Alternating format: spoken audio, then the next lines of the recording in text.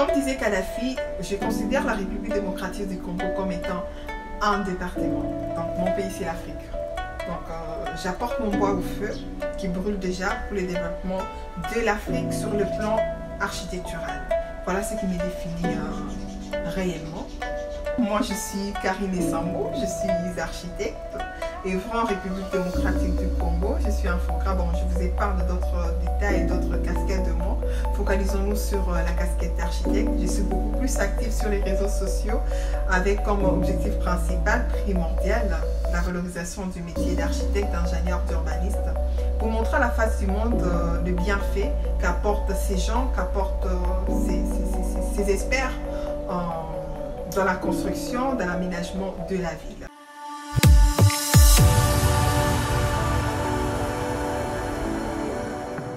Aussitôt qu'on nous montre quelque chose d'ancien dans une innovation, nous sommes apaisés. Le contraire, lorsqu'on pousse aux extrêmes, on vient à se ressembler. La chair et l'esprit, l'essence et l'intellect, l'eau dehors et l'eau dedans prennent d'un pas leur distance avec la terre. Dès là-haut, plus haut même, où se boucle la ronde des nuages blancs qui serpentent autour de la terre. Et aussi vont se rejoindre. Bonjour les amis et bienvenue sur Kara Architecte dans son émission La magie de l'espace en architecture. Je suis Karine Sambo, je suis architecte.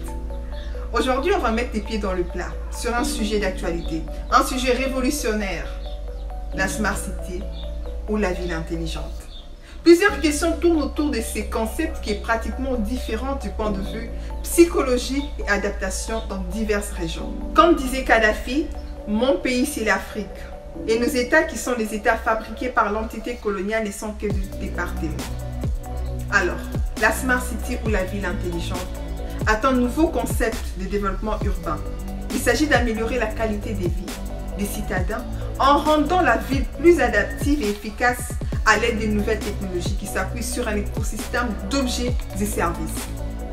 Elle a pour caractéristique la favorisation d'un environnement de qualité, gérer de façon durable ses ressources et œuvrer à la protection de l'environnement. Les Smart Cities s'efforcent de gérer les services publics aussi efficacement que possible et faciliter la vie dans la ville. L'objectif est d'améliorer la qualité de vie pour tous, habitants, visiteurs, travailleurs, entreprises. Africanisons ces concepts et ensemble découvrons comment nous devons l'aborder. Partant de ces principes où nous avons en face de nous deux entités, appelons ça comme ça, d'une part la ville, d'autre part le village. Si le village peut se produire de façon vernaculaire sur lui-même avec ses propres ressources, avec des dynamiques locales, c'est que le village a aménagé les dispositifs qui permettent de faire la cohésion, de réaliser la symbiose. Parmi ces dispositifs, Senamik Boudino parle de l'enclos d'initiation dans les rythmes villageois.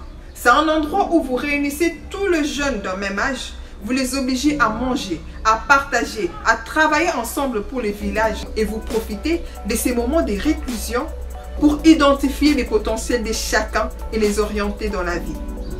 C'est une façon de créer une solidarité sur un groupe d'âge au service du village. La ville, contrairement au village, n'a pas aménagé un espace à ces dispositifs. La ville coloniale africaine s'est construite sur l'effacement de tout ce qui pouvait permettre la mobilisation. C'est pour cela que nos villes sont déléguées aux décideurs qui la prescrivent en quelque sorte. Mais les décideurs rêvent la ville africaine en Smart City purement avec les modes d'adaptation à l'occidental. Prenons le cas de quelques cités africaines conçues comme telles. Il y a Modern Fontaine en Afrique du Sud avec 8,5 milliards de dollars US. Konza City au Kenya, 15 milliards de dollars US. Hope City au Ghana, 12 milliards de dollars US. Ce sont tous des fantasmes de villes un peu occidentales, avec des grands tours, et qu'aucun de ces projets n'est un projet de Smart City. Et pourquoi? Parce que la Smart City est la ville qui est produite par la technologie. Et si vous voulez nous présenter un projet de Smart City, vous devez nous présenter la liste des technologies dont vous allez irriguer à la ville pour la rendre intelligente. Si c'est baptisé Smart City africaine, la technologie doit provenir et doit d'office être produite en Afrique en remplissant ces 6 critères. La ville doit avoir une administration, un mode de vie des habitants, une économie, une mobilité et un environnement intelligent.